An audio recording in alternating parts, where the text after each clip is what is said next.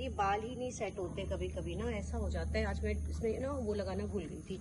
So hello everyone, welcome and welcome back to my channel. तो भाई तीज के लिए हो चुके हैं प्रॉपर रेडी और सुबह से भूखे प्यासे भजन चल रहा है मेरा मतलब जिन्होंने भी तीज किया है सबका।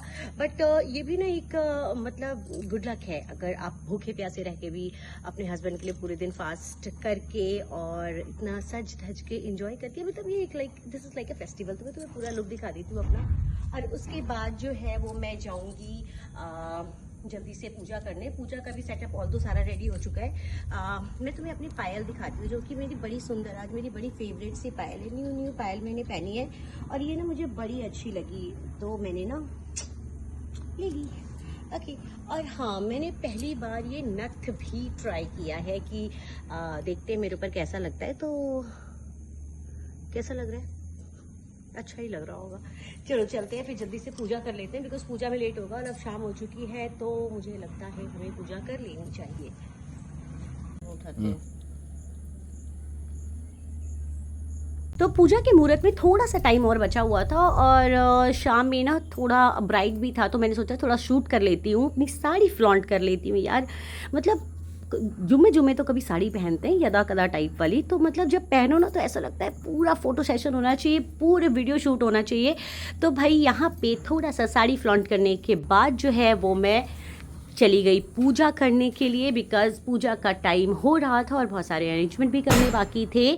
तो यहाँ पे मैंने जो है वो सेटअप करना शुरू कर दिया था। मैंने यहाँ चौकी लगाई थी जिसमें मैंने शिव पार्वती जी की फ़ोटो रखी, आसनी लगाई और आपको आगे आगे दिखेगा कि मेरी पूजा में मैंने क्या क्या चीज़ें इंक्लूड की थी और किस तरीके से पूजा की मैंने। और बहुत सारी चीज़ें ना ट्रायल एंड एरर बेसिस पे जस्ट चलती रहती है कि आपने पहली बार में कुछ सामान पूजा में नहीं रखा था या आप भूल गए, आपको पता नहीं था। तो इस बार ना मैंने सारी चीज़ें बिल्कुल लिख के रखी हुई थी कि पूजा में क्या क्या सामान चाहिए और क्या क्या चीज़ें मुझे लेनी है, बिकॉज हमेशा मेरा कुछ ना कुछ छूट जाता है।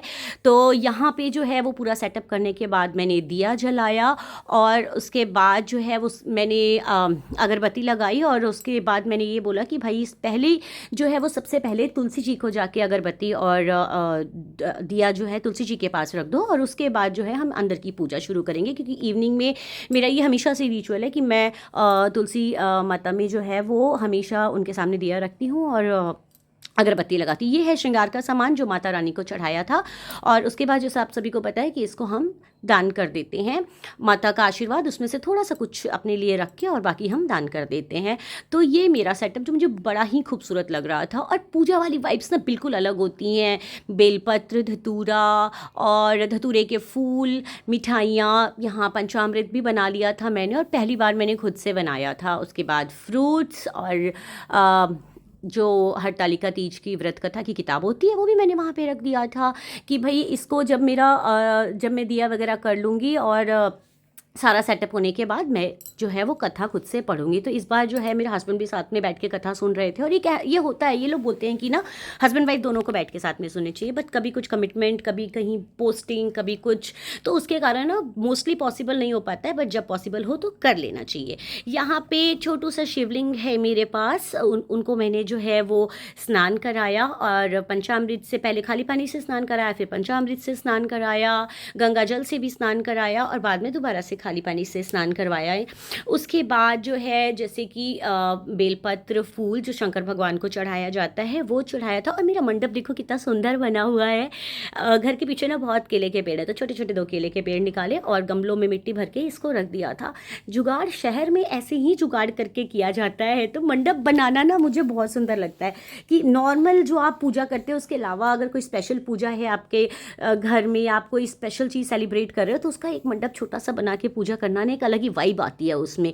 तो भाई यहाँ पे मेरी पूजा प्रॉपर शुरू हो गई थी। जो मैंने साड़ी पहनी है ना, ये सबको बहुत पसंद आई थी। ये साड़ी मैंने जयपुर से ली थी और अब जब मतलब पहनने के बाद तो ये हो गया था, काफ़ी पसीना पसीना भी मुझे आ रहा था, बट ठीक है, मतलब फेस्टिवल में तो इतना चलता है, जब आपने बहुत सारा मेकअप किया, उसमें भी जब आप बहुत ज़्यादा मेकअप पर्सन हो नहीं, या तो मैं मेकअप करती हूँ अपने शूट्स के लिए, या फिर कहीं बाहर जाने बहुत ही स्पेशल ओकेशन है तो, अदरवाइज़ मैं प्रेफर करती हूँ कि बस डेली स्किन केयर हो और उससे ज़्यादा कुछ नहीं।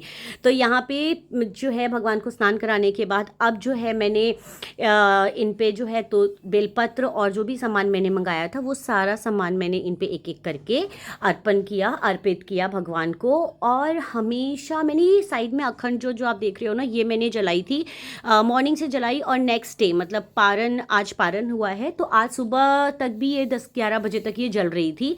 तो हम बस इसमें प्रॉपर घी डाल रहे थे और ये आराम से जल रही थी। पहले मुझे अखंड जोत जलाने आती नहीं थी, बट पंडित जी ने मुझे सिखाया कि अखंड जोत जलाई कैसे जाती है, तो उसके बाद से मैं जला लेती हूँ। और हर चीज़ को ना शूट करना ना मतलब सिर्फ ये नहीं है कि आप कहीं सोशल मीडिया पे पोस्ट कर रहे हो, हाँ शूट करके रखना हमारे लिए भी होता है ना, कल को हम देखें तो हमें कितना अच्छा लगता है, वो मेमोरी रिलीव करते हैं। तो जैसे अभी मैं पूजा कर रही हूँ तो मैं आज ये वीडियो बैठ के देख रही थी तो मुझे इतना अच्छा लग रहा था इसको देख के ना। तो हमेशा फ़ोटोज़ और वीडियो सिर्फ सोशल मीडिया के लिए ही नहीं होते हैं, कभी कभी आपके खुद के लिए भी होते हैं। जब आप उनको बाद में बैठ के देखते हो, आपने कैसे पूजा की, आप कैसे तैयार हुए थे, तो वो एक अलग ही फीलिंग होती है ना। बिकॉज जिस दिन जिस समय आप पूजा कर रहे हो तो ऑब्वियसली उस समय आप पूजा कर रहे होते हो, तो अगर शूटिंग और साथ में ये चीज़ें हो तो बाद में देखने के लिए काफ़ी अच्छी मेमोरी होती है। और मेमोरीज हमेशा अपने पास रखनी चाहिए ताकि आप उसको बाद में देख सको। तो बस यहाँ पे बाकी चीज़ें करने के बाद जो है ये मेरा दुपट्टा ना बार बार मेरे सर से सरक जा रहा था। तो प्लीज़ अब ये मत बोलना कि पूजा करते समय सर पे दुपट्टा क्यों नहीं है तुम्हारा, बिकॉज मैंने रखा था बट वो सरक गया। और यहाँ पे देखो मैंने दोबारा से रख लिया है इसको। तो यहाँ सब कुछ करने के बाद फाइनली मैं जो है वो दिया भगवान को दिखा रही थी।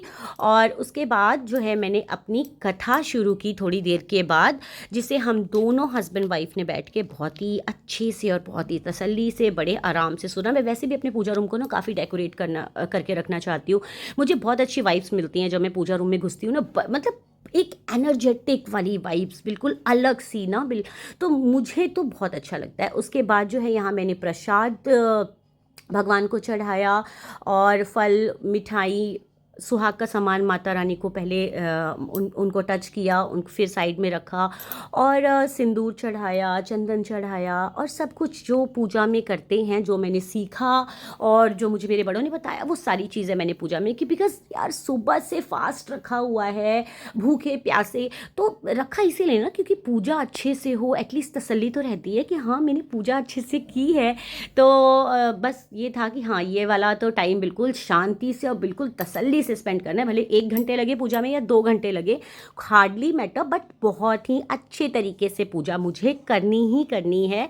कोई लापरवाही टाइप पूजा में मुझे बिल्कुल नहीं चाहिए। मुझे था कि हाँ ठीक है। और तीज का ये जो मौका होता है ना, मतलब ये लिटरली दिल से दुआ निकलती है कि हर घर में खुशी बनी रहे, हर रिश्ता मजबूत हो और जितनी भी विमेन, जितनी भी नारी ये पूजा करती है उनका सुहाग जो है वो हमेशा बना रहे, उनका सुहाग तरक्की करे और वो हर साल ऐसे ही जो है वो अलग तरीके से सज धज के और त्यौहार मनाए। क्योंकि त्यौहार सिर्फ रस्में निभाने के लिए नहीं होते हैं बल्कि दिल से जीने और यादें बनाने के लिए होते हैं।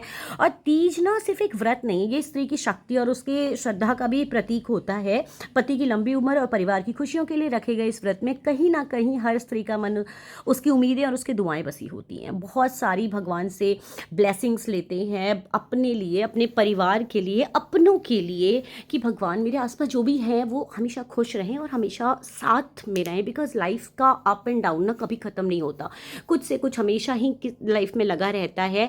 तो सब कुछ करने के बाद यहाँ पे मैं माता से जो है वो सुहाग ले रही थी। जो भी सिंदूर हम पार्वती माँ को चढ़ाते हैं उसमें से थोड़ा थोड़ा जो है अपने चुन्नी में लगा के अपने मांग में लगाते हैं। तो ये बहुत ही इम्पॉर्टेंट पार्ट होता है और मैं हर बार तीज में ना ये चीज़ मिस करती थी। मैं भूल जाती थी ये करना, बट मुझे फिर मेरी एक सीनियर है, उन्होंने बताया कि ये सुहाग ज़रूर लेना चाहिए जब तुम पूजा कर रही हो तो।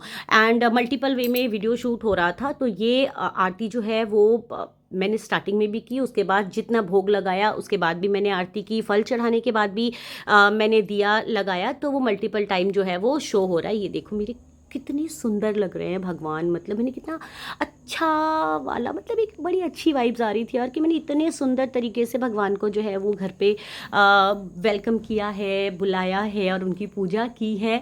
तो बहुत ही मज़ा आ रहा था। आज सुबह वाला ना मैं शूट नहीं कर पाई बिकॉज़ रात भर इतना एग्जॉस्ट हो चुका था बिना खाए पिए, और लग रहा था कि यार बिल्कुल ना शरीर में जान सी नहीं बच रही थी, बिल्कुल मन वो ऐसा हो रहा था कि बस अब जल्दी से सुबह वाली पूजा करें। थकान तो हो ही जाती है ना, ह्यूमन बॉडी, ऑब्वियस सी बात है। आप इतना, अगर आप 24 घंटे का से ज़्यादा का फास्ट रख रहे हो तो कहीं ना कहीं आप थोड़े एग्जॉस्ट हो ही जाते हो।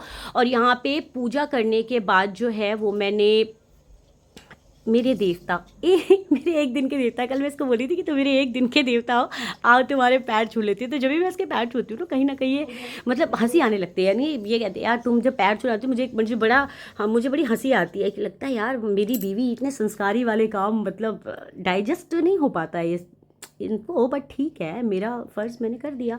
यहाँ पे जो मैं बोल रही थी कि हमने कथा सुनी थी, तो उसका वीडियो रिकॉर्ड अब आ रहा है आपके सामने। थोड़ा बहुत आगे पीछे वीडियोस हो गई थी, वो तुम समझ ही जाओगे बिकॉज सबके घर में पूजा होती है, तो तुम समझ ही पा रहे हो कि ये जो है ये पहले का रिकॉर्डिंग था जो कि अभी हुआ है। और पूरी की पूरी कथा कही, उसकी विधि कही, शंकर जी की आरती, पार्वती जी की आरती और बहुत सारा ना चीज़ था। पता है पूजा करने के बाद ना मेरे हस्बैंड ने मुझसे बोला कि तुम ना पानी पी लो थोड़ा सा, ये पूजा करने के बाद कुछ लोग पी लेते हैं।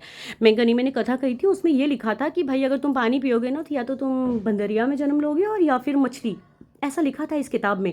तो मैंने कहा नहीं बाबा बनना नहीं है मुझे, तुम रहने दो, मैं आई एम कंफर्टेबल, मैं कल ही पानी पीऊँगी और मुझे जो करना है मैं कल ही करूँगी। So this is it guys, thank you so much for watching, love you all.